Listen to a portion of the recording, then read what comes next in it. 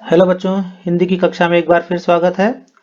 आज मैं आप लोगों के सामने विराम चिन्ह इस व्याकरण के टॉपिक का मल्टीपल चॉइस क्वेश्चन सेट लेकर के आया हूं, जो कि आपके ऑनलाइन एग्जाम्स के रिवीजन के लिए बहुत ही हेल्पफुल रहने वाला है। और अगर अभी तक आपने मेरे विराम चिन्ह का एक्सप्लेनेशन नहीं देखा है तो वो मैंने 2 पार्ट में बनाया था। मेरे चैनल को सब्सक्राइब कर लीजिए और वहां पर जाकर के आप मेरे विराम चिन्हों के वीडियो को तथा दूसरे भी वीडियोस को आप देख करके समझ सकते हैं। तो चलिए बिना समय गवाए शुरुआत करते हैं विराम चिन्ह के एमसीक्यू क्वेश्चन सेट की।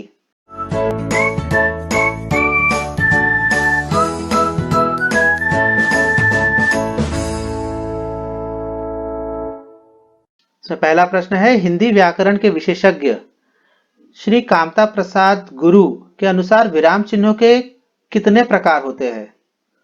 हिंदी भाषा में, हिंदी व्याकरण में कुल कितने विराम चिन्ह हैं? ऑप्शंस है 15, 18, 20 या 12 और करेक्ट आंसर है 20। अगला प्रश्न है, इनमें से कौन सा चिन्ह वाक्य के बीच में नहीं लगाया जाता है? चिन्ह को देख लीजिए और क्वेश्चन को एक बार फिर से समझ लीजिए कि इनमें से कौन सा चिन्ह वाक्य के बीच में नहीं लगाया जाता है। और इसका करेक्ट आंसर है सी, प्रश्नवाचक चिन्ह, क्वेश्चन मार्क। क्वेश्चन मार्क हम कभी भी सेंटेंस के बीच में नहीं लगाते हैं, सेंटेंस के एंड में लगाते हैं। अगला प्रश्न है, दिए गए विराम चिन्हों में से पूर्ण विराम के चिन्ह को पहचानिए। इन सारे चिन्हों में से आपको पूर्ण विराम को सब पहचानना है। पूर्ण विराम अर्थात फुल स्टॉप। और इसका करेक्ट आंसर है डी, एक खड़ी पाई वह हिंदी में पूर्ण विराम के रूप में उपयोग की जाती है। अगला प्रश्न है, वाक्य में किसी के संबोधन के बाद कौन सा चिन्ह लगाया जाता है? अगर वाक्य में हम किसी को संबोधित करते हैं तो उस संबोधन, किसी को अगर हम बुलाते हैं नाम लेकर के उसे संबोधन कहते हैं, तो अगर हम किसी को बुलाते हैं वाक्य में संबोधन करते हैं तो उसके बाद कौन सा चिन्ह लगाया जाता है? ऑप्शंस देख लीजिए और इसका करेक्ट आंसर है डी, कॉमा, अल्प विराम। अगला प्रश्न है, रिक्त स्थान पर उचित विराम चिन्ह का प्रयोग कीजिए। सेंटेंस है, ओह बहुत कठिन समय आया है। तो यहाँ पे ब्लैंक प्लेस जो है वो ओह के बाद है, तो ओह के बाद कौन सा विराम चिन्ह यूज होएगा?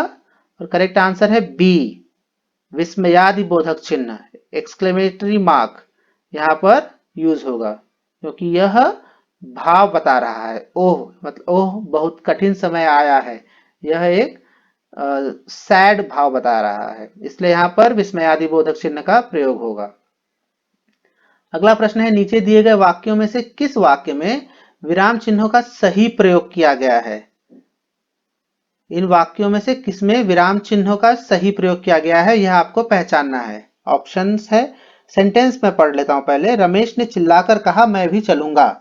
यहाँ पर 3 तरीके के सेंटेंस दिए गए हैं विराम चिन्हों के यूज के साथ, और अंतिम दिया गया है कि इनमें से सभी गलत है, इनमें से कोई भी सही नहीं है।